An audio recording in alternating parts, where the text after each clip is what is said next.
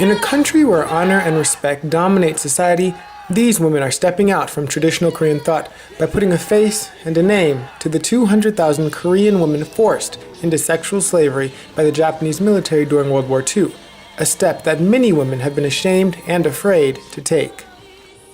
Every Wednesday from noon to 1, they gather together with their supporters in front of the Japanese embassy. Holding signs, protesters stand behind the halmonies or grandmothers to display their anger and sorrow for the violence that has shadowed the lives of this elder generation.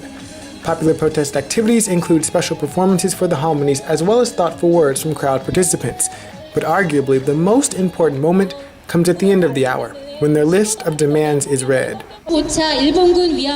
Recognition and an official apology tops the 7 demands that the halmonies have. After that, they would like the full disclosure of documents and punishment for those who are responsible.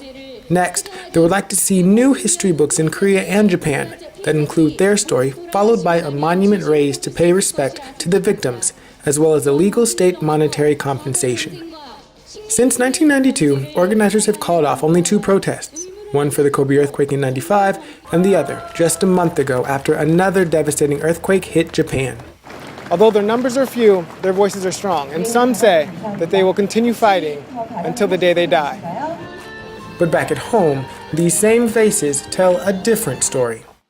Living together at the House of Sharing, visitors have the chance to walk through a guided English tour to discover the history of the halmonies.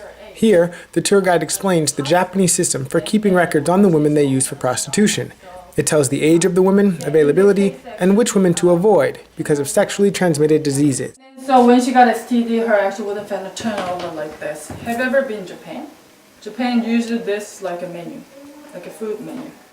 At another station, visitors learn of the massive scale of the sex trade in Japan, China, Indonesia, and other Japanese-occupied countries.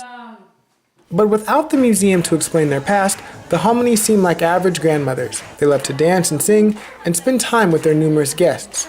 Focusing on the present rather than the past, volunteers encourage guests to remain positive and use these moments for times of happiness. No topic is off limits except for the retelling of what the halmonies have been through.